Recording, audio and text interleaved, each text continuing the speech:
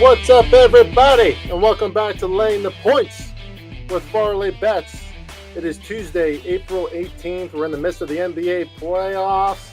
It's baseball season, and you are listening to Laying the Points with Farley Bets, a weekly sports betting podcast where, we give out free picks. We go over our betting angles, what we think about these teams.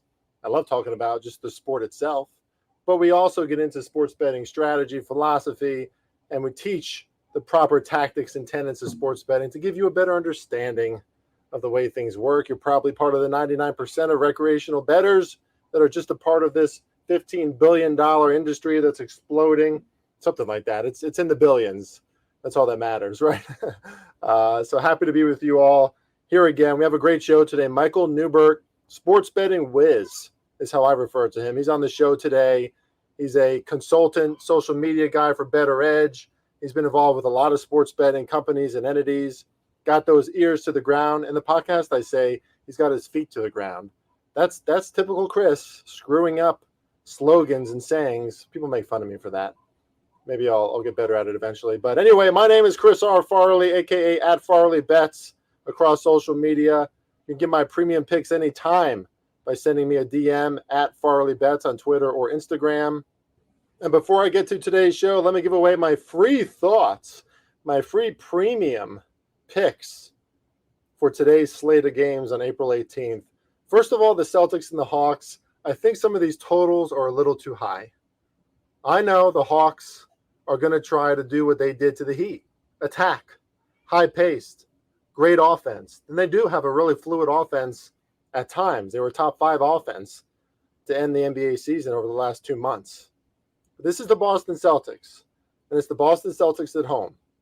And it's the Celtics who have owned the Hawks. First quarter is at 58.5. First half is at 117.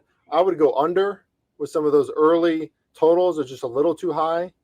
Now, you do see these games start off a little faster sometimes and slow down later, but I think it's going to be slow throughout. Again, Boston's defense is first class. Atlanta's defense, when they want to, can be a lot better. Got a lot of length. There were Clint Capella, Okongwu. John Collins can be a good defender. The DeJounte Murray certainly can be. And it's the second game of the series, right? The Hawks don't want to go down 2-0. The Celtics want to take advantage of being at home. So both teams are going to be bringing their A game defensively and effort-wise. I would take some of those unders. For the Knicks and the Clippers, I think there's value on them. The Knicks are playing so well right now. They were up to +6. It's back down to +5.5. They're just gelling, showing a lot of team chemistry. Jalen Brunson is the truth. Josh Hart has been fantastic on defense. And Julius Randle, give the guy credit. I mean, he doesn't stop putting up big numbers. He's efficient from the floor. Right now, they're the better team than the Cavs, if you ask me. They have more playoff experience. Their core has been together. The Cavaliers are a young team who have only been through this playoff experience once. Sure, you have Donovan Mitchell, who's a veteran, but the Cavs are not as a team, as a unit. I think the Knicks, there's value with them, and the Clippers line is getting way too much at +8.5. I think the Suns win tonight, but the Clippers cover. Players like Zubac, Norman Powell, they definitely didn't have their best games. There was a lot of Kawhi Leonard in game 1 and some solid defense, and they still won. Even though the Suns absolutely have the better probably starting 5, from an offensive standpoint, they lost a lot of defensive guys. Clippers have the better defense. Clippers have more depth, and they're going to continue being really contentious, I think. I would look at the Clippers and Knicks tonight as well. Those are the sides I'm looking at. That's my free premium thoughts and picks for tonight's Tuesday slate. Let's get to the great Michael Neubert. There I go again. Neubert, great friend of mine, fellow betting buddy in the sports betting community, and a sports betting whiz, like I said. The guy knows what's up. Let's get to it. All right, what's up, everybody? Great podcast today because I'm welcoming Michael Neubert, previous guest on the Laying the Points podcast when we were talking about football, my man. But today we're going to talk about a few other things, basketball, the betting industry. Michael is a consultant for Bettor Edge. And I just feel like you're very integrated in the betting community, man. You just know a lot of people. Looking forward to talk to you about the industry in general. And of course, Michael's a friend of mine, from the Sports Wagering University days. Is how I met him. What's going on, my man? How the hell are you? I'm doing great, Chris. It's I think I'm becoming a reoccurring guest now, right? You It's are. like second time now I'm reoccurring. I think So it's third time. it is the third time. You're right. You're right. Yeah.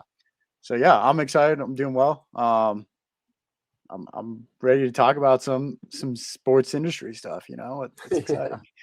Well, it's just great to, when I mean, in today's world, who knows what the hell you can say or what's appropriate. But when you could just like have a conversation with the boys, which is how it feels when I talk to you, it's a fun time, man. But we'll also get into some serious shit too. But let's start with that, man, because I know that. Well, let's start with Bettor Edge, okay? Because I want to talk about Bettor Edge a little bit, what you do for them, and just the site in general. It's something that I've, for whatever reason, didn't really have on my radar. And then I talked to Greg, who's I think the co-owner of the Bettor Edge, went over some things, and to me, as like I call myself a pro better. Who the hell knows how that's defined? Like some pro bettors say, that's if you're a pro better, then that's the only thing you should be doing. Okay, whatever. But I definitely consider myself that. But I didn't think I needed anything else in my day to day. But Bettor Edge has a lot of stuff in it that I think is different than other websites, is different than other betting apps, if you will. But it's kind of like an all-encompassing source for betting information, a social network of sorts, right in the betting world. And then there's other things you can do. What attracted you to Bettor Edge, and like what's your experience been with it? Yeah, so let me just give you a quick rundown, and for the listeners that are unfamiliar with Better Edge. So it's a social exchange. It's not a book per se. So Yeah. they're getting their lines from the same place, but you're betting with somebody else. So Chris, I want to bet on the Knicks tonight. You want to bet on the opposite side. Our bets are matched. So you don't have to go out and find it yourself. It does it internally. So that's what it is at the core. We're So matching our so bets. our money's against each other. Correct. So I'm not betting the book. What's really unique about that, and there's a couple other platforms, Bet Openly being the other. But what Better Edge does is there's no fees, there's no juice. So you're betting the true odds. You're not betting and paying a fee to get those odds.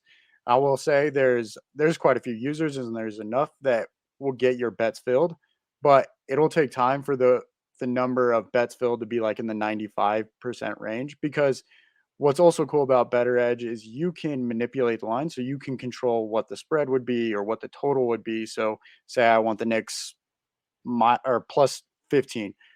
The chance of somebody else being on the other side of the minus 15 is pretty low. So Yeah. those are going to go unfilled, right? So if Yeah. somebody's being, for lack of a better word, a jackass about making a line, they're not going to get filled, and that kind of skews their numbers. But I would say, and I've talked to Greg quite a bit about this, about 80 to 85% of their like actually good lines are filled.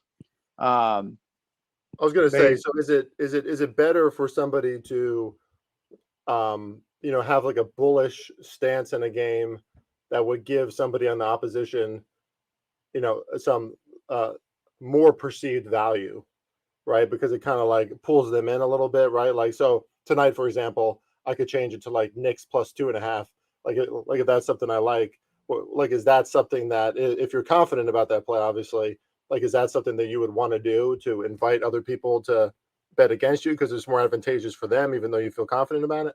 I think the more advantageous part would be like uh, alternating the line to the favorite. So you want to keep it in a certain margin. Like I don't know what the margin is, right? But if you're manipulating the line like 10 points, like the people that are betting are better and they're smarter nowadays, that they Yeah. know like minus 19 is just stupid. Like you're not getting good value on it. Like you can't parlay necessarily in Better Edge, so that's the one drawback.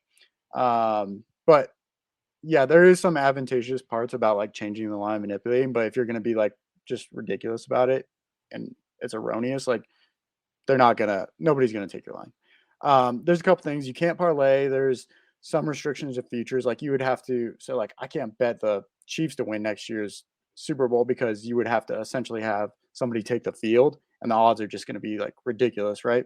Right. Props are somewhat new to the platform. You just have to realize like all those really small, like microscopic type bets are really hard for somebody to be on the other side of the line. So you're using this as a tool more than you're using it as like another book.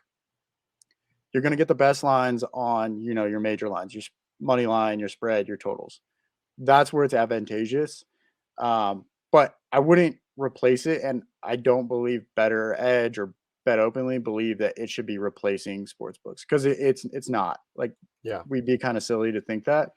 It's another tool in your basket to be a professional bettor or a profitable bettor, whatever you feel, you fall in those lines. But I mean, it is advantageous to not have to pay a 10% fee every time you're betting, especially if the other side of the line is available to you.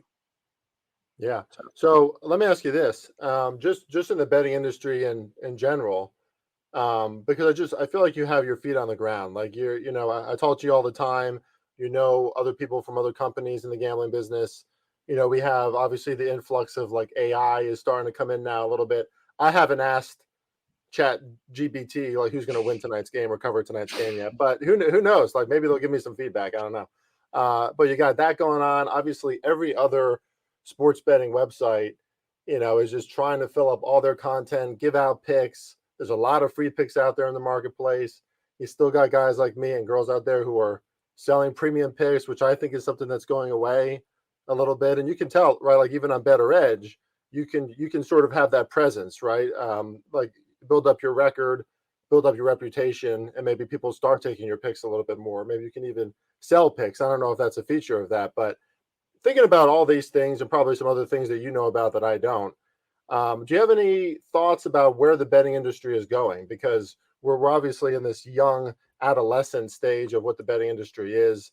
The saturation is coming. States are opening up, but it's obviously 99% recreational bettors, right? So they're not going to approach it in maybe the way that I would, or like even somebody who's just working for like a betting company is smartened up. So I know that's a really wide open question. We can go wherever you want with that, but what are some of your thoughts about it? so I got a couple things. One, sports betting globally jumped almost 11% last year. They're projecting it to be about $175 billion industry by 2030. Like, that's just ridiculous, right? Yeah, So I don't think it's ever going to go away. There are some weird things that I'm seeing in the market, like European soccer is actually eliminating sports betting brands from their jerseys, while American brands are, going full bore and putting it on. They're putting it yeah, in their stadiums. There's kiosks now at some stadiums.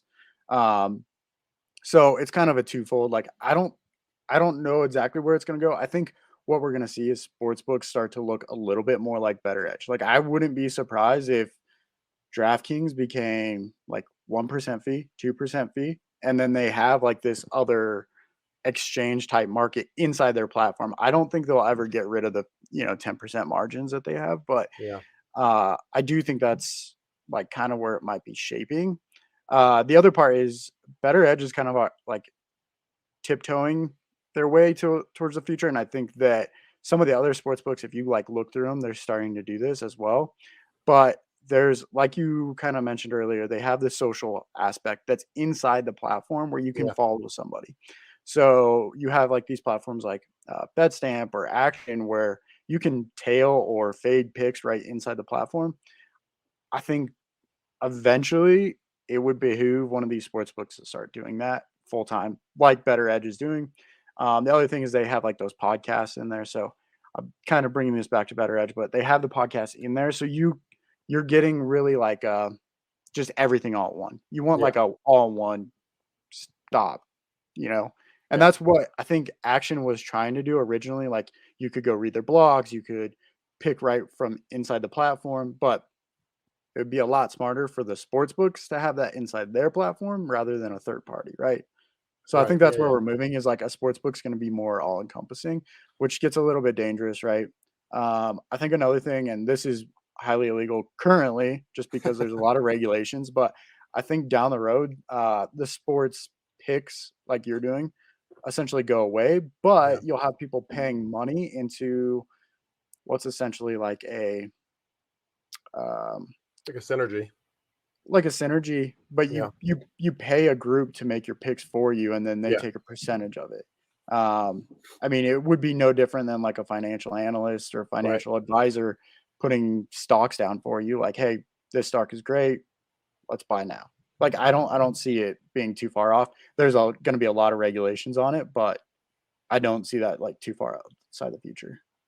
Yeah, no, I'm glad you brought that up because I do think that's the future of this too. I mean, essentially, I think most recreational bettors are are this like stereotype, right? And obviously, this doesn't encompass everybody. Okay, so uh, cancel culture, police, like relax. What I'm about to say, but I think most bettors are like 30 years old males who are probably betting a little more than they tell their wives or their girlfriends or their families, in like parlays or like whatever, or because there's action that night on the UFC or NBA playoffs or whatever. And so they know about the sport. They don't necessarily know how to bet it, how to succeed long term, how to succeed short term, how to take advantage of value, right? There's a lot of like missing areas in that recreational bettor's mind. And I think that what you're saying, like, like a synergy, some kind of consortium of professional bettors, just like there's professional finance experts, right? Who can um, give you those plays either like, and you make the plays yourself. I guess that's kind of what premium picks are right now, or they're so good at what they do that you would put your money towards them and they would give you a return.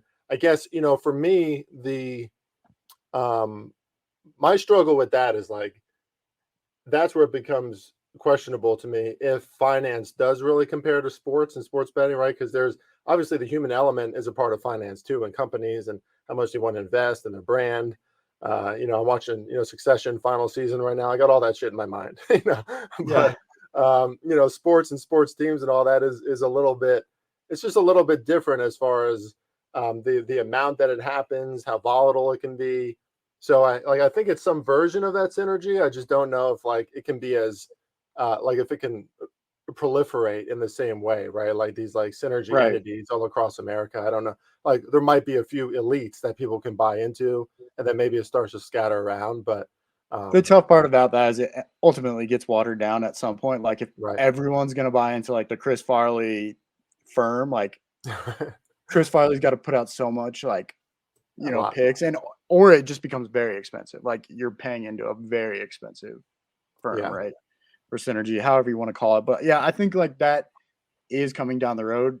There's going to be regulations on sports betting like very, very soon. yeah, I don't know how it's going to ultimately play out, but yeah, you yeah. kind There of has to be. alluded to it. You kind of alluded to it. I just want to bring it up because we had talked about this. If you want to be profitable, you have to track your bets. And Yeah, I mean, for the people that are new to sports betting or like are considering trying to be profitable down the road, you can do it really three ways as of now. I mean, there's two really good apps, PointsBet or not PointsBet, Action Network, and then BetStamp. They're both mhm, great in their own rights. I mean, I have kind of beef with both of them, and then you can just track it on your own, like through Excel. So, I mean, if you want to, you can't just go into your account and be like, "Hey, I had $50 yesterday. Now I have 100.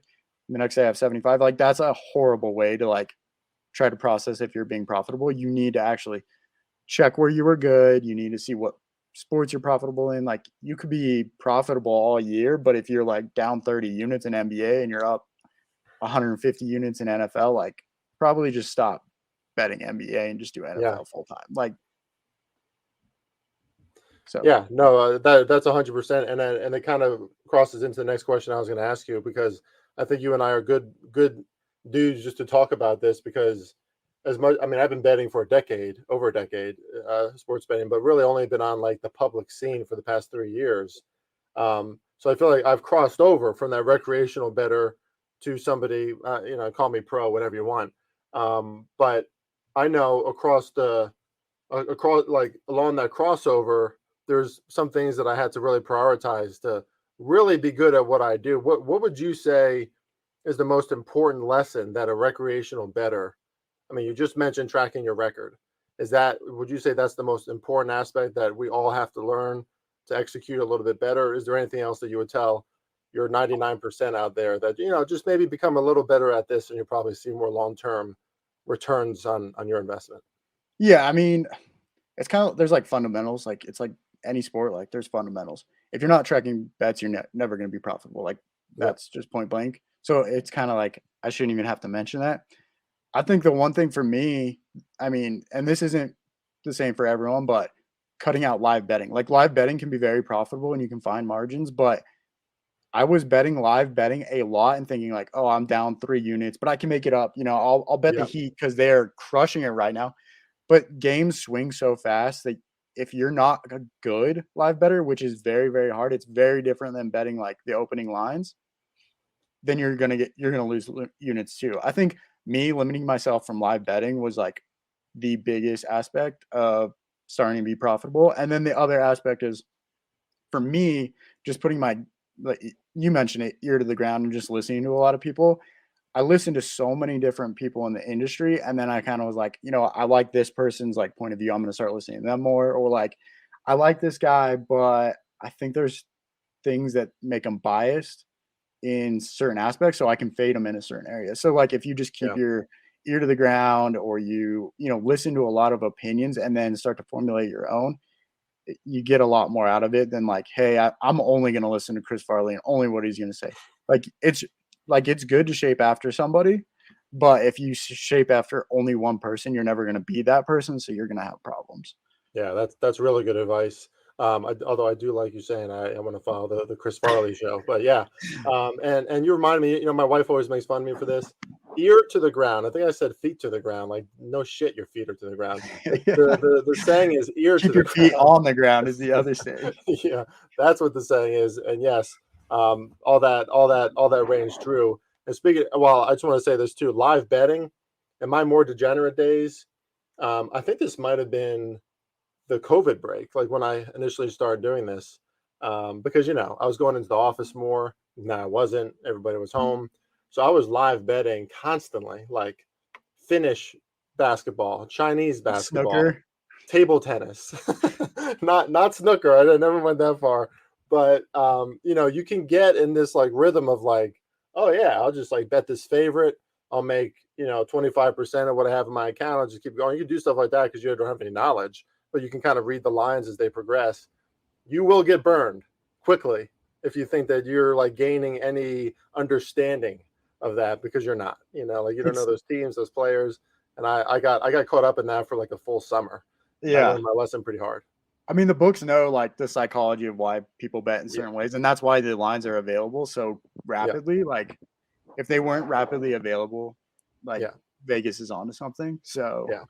I do yeah, think there's a lot of money to be made in an app or a sports book or whatever if someone can really perfect micro betting. And I mean, a book even like DraftKings, like it basically is micro betting, right? I mean, you can bet on like in some of those like European basketball leagues, you can bet on every other shot, so they right. have it figured out. But I think there's more elements that you could put in there, and people are drawn to that immediate release, that immediate return. It's almost degenerate in of itself for these companies to be thinking about that because they're drawing in our worst habits. But I Betting think on like live at bats is incredible to me. Like the fact it's a that lot. like somebody's like, yeah, I'm gonna bet them they hit a home run in this one, or like I'll take a walk. Like it's Yeah. nuts. I mean, I'm all for, if you're gonna go out for a few beers with your buddy and you're like, I'm willing to lose $100 today. Let's just have fun. And you're just putting $10 on like at bats. You have fun. Probably gonna run out pretty quick, but like we all do that kind of shit, right? But we're Right. talking about like as an actual strategy, probably not the right way to approach It's it. like going to Vegas and like knowing your limit. Like as long as you know your limit and you Yeah, can stop at, like it's totally fine. But if you yeah. can't stop, like you should probably Okay, reevaluate. now as we always talk, Michael, I know that I mean I don't think you give yourself enough credit a lot, but you're a damn sharp better, and you have a really good understanding of two teams in particular. I know, but I mean you have a Mm. really good understanding of sports in general, but especially the Saints and the Miami Heat. Let's start with the NBA playoffs, and let's start with this question because your Heat burned me already. I was talking shit to you over a text saying that the Bucks are going to probably sweep the Heat. The Heat win Game 1. Giannis has a back contusion. I'm sure he's going to be fine. Didn't see that coming. Of course, they had more momentum heading into that game, I guess.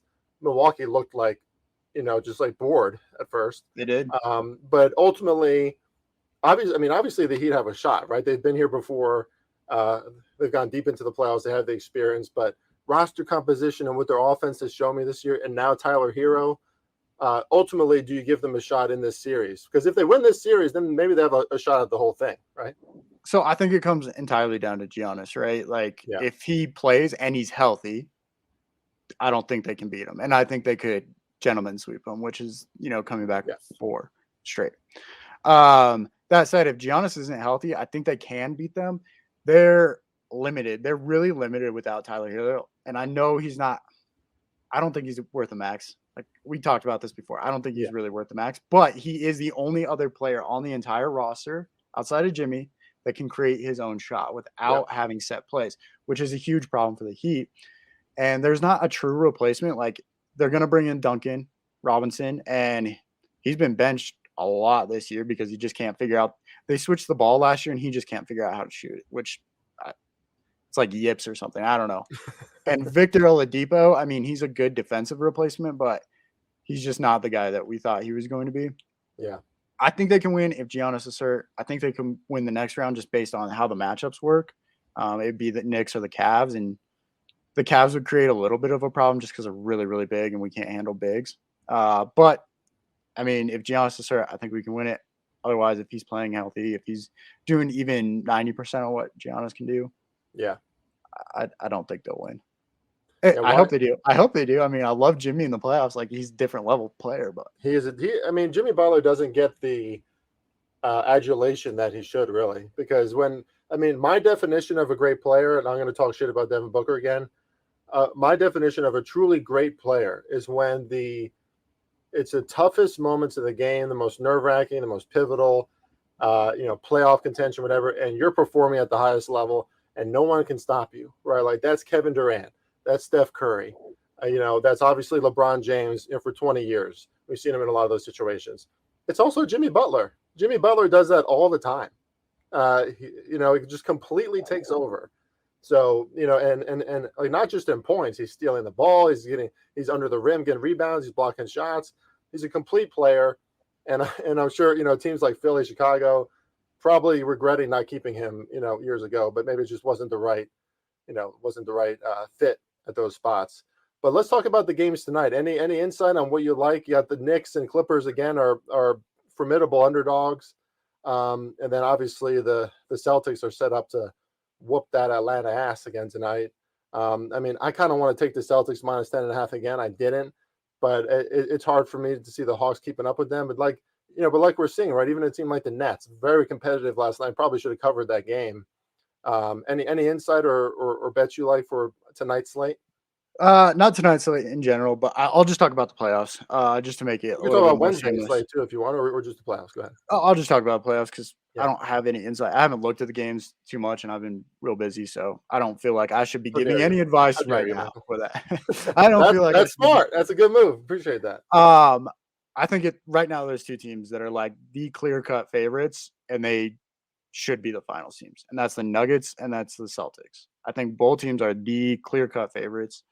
Um, you can listen to anybody that I've talked to throughout the season. I don't think the Nuggets make the finals year in and year out. Like I love their roster. It's the way it's constructed. I don't think it works well in the playoffs.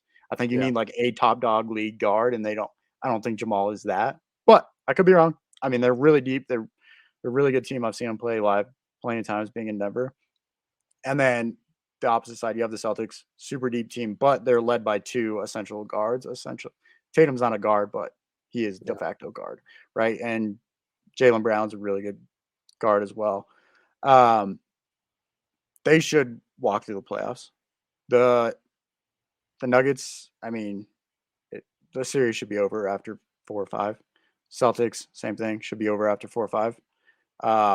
If I just don't Giannis think. if Giannis stays healthy, don't you think the Bucks give the Celtics a run for the money?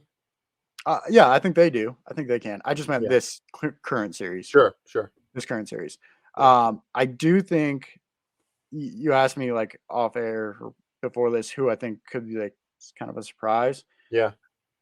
The Lakers, just the way they're playing right now, they're like kind of forming into like they're gelling at the right time, right?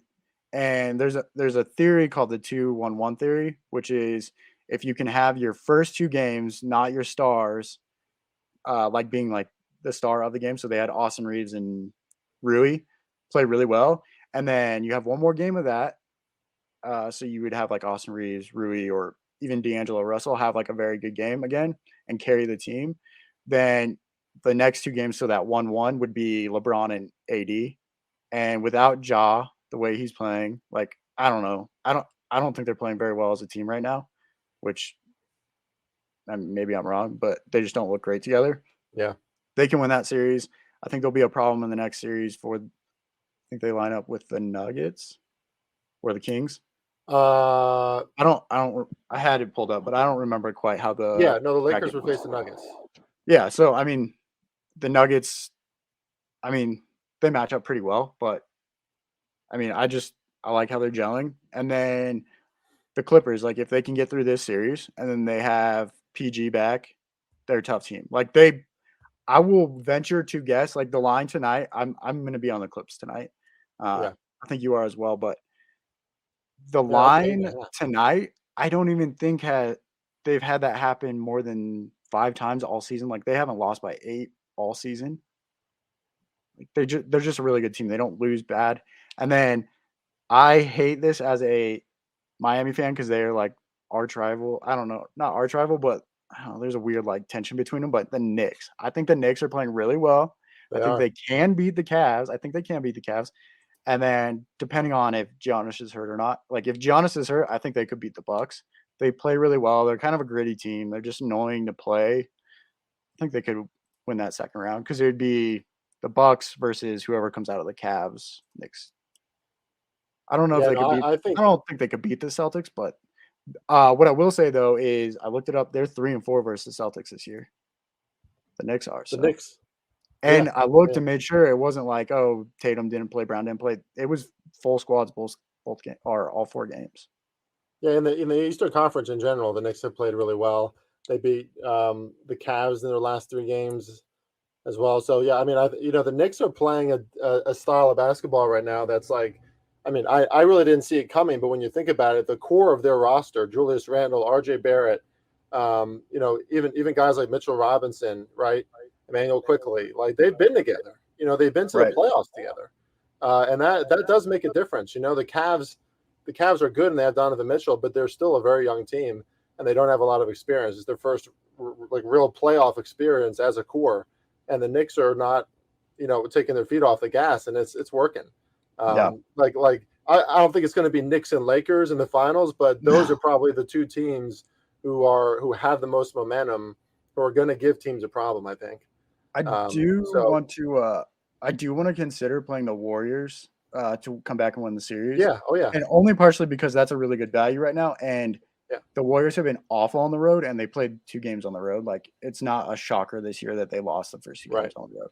So like there's some value there. And if they can even the series 2-2, I think that might give them momentum to go back, win one on the road, and then come back and win one For at sure, home. for So sure. Yeah, they're gonna have to win one on the road, and they haven't been good at that. But and I kind of saw this coming too because Andrew Wiggins just coming back, right? Gary Payton Jr. or Gary Payton II just getting healthy a few games ago. Like that's hard to mix those guys in, and they're like highlighting Wiggins in these games too, tossing in the ball in like tense moments after being off for like 3 months. right. Not an easy spot for him, No, but they'll adjust and they'll get better. But man, if they lose one at home, that's it, Michael. I mean that it is. they're not winning this series if they lose one at home. That's why I'm just considering like a fly. Like I feel like the odds right now are pretty Oh decent. yeah, no, it's great value. Yeah. So Um, so we're a little rushed on this show today. It's my fault.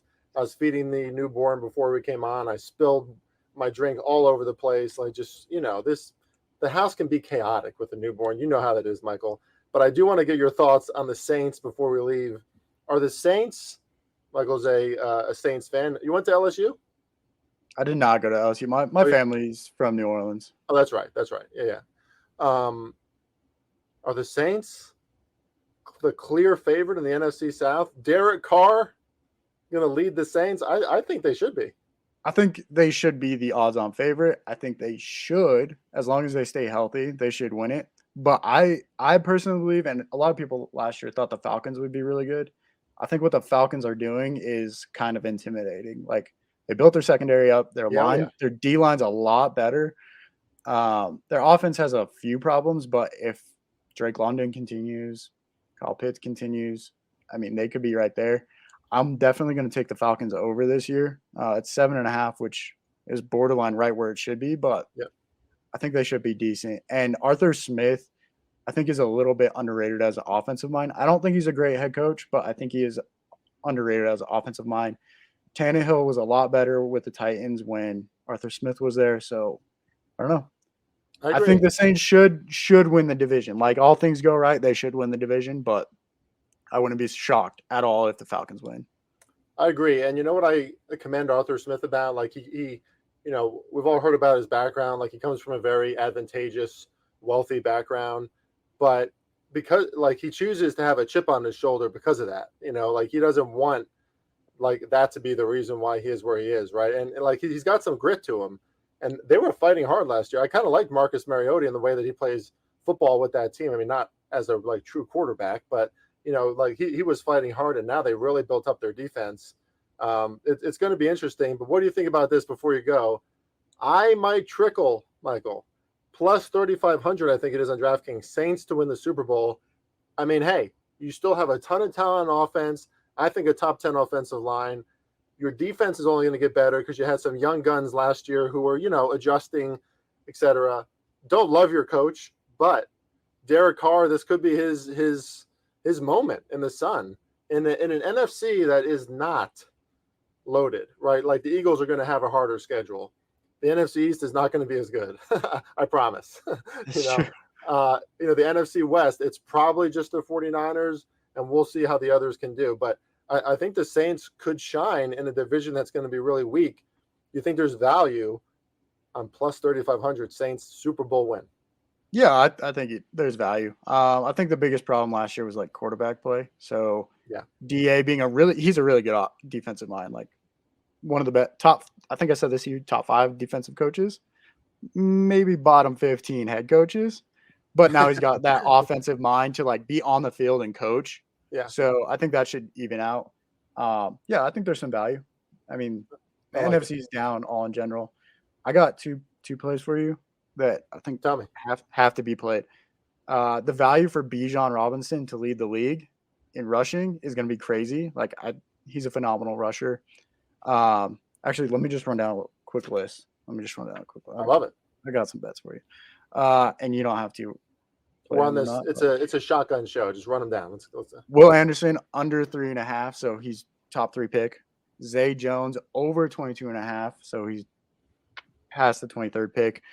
Less than 3.5 wide receivers taken the first round. Less than 2.5 tight ends. Less than 4.5 quarterbacks. If you can find less than 3.5, I would probably take that too. Eagles to draft Bijan Robinson, and then Sanders to be the first linebacker drafted. So I like it. You got your ear to the ground on those because I've been consuming draft information, but it's kind of hard with everything else going on, and especially the wide receiver and the quarterback. I think GMs and coaches aren't as high on those two positions as people think, and I don't think there's going to be as many that go in the first round. It seemed kind of similar last year. Like we were hearing, there could be 4 quarterbacks, and we had 1. Right. One name to keep in mind. This is the last thing I'll say, and we can end this here. One name to keep in mind. I don't think he'll go first round, but I thought he was going to be drafted in like the 75 to 100 range. His name's Jartavius Martin. He's like that Chauncey Gardner-Johnson type role out of Illinois.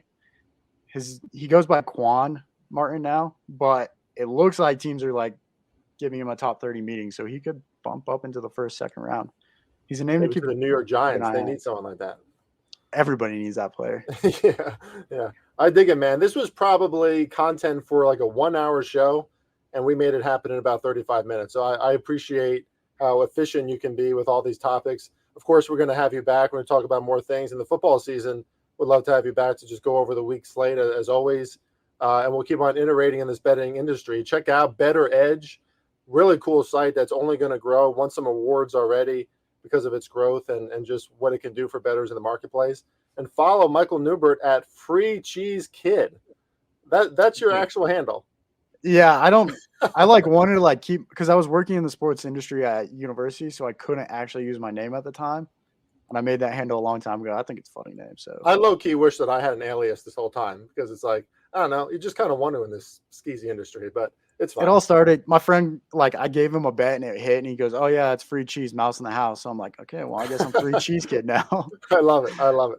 At Free Cheese Kid on Twitter. You can check him out at Bettor Edge on TikTok. You'll see a lot of his social media efforts there. Michael, thanks so much for joining us, man. We'll have you back soon, buddy. Sounds good. Thanks, Chris. See you, man.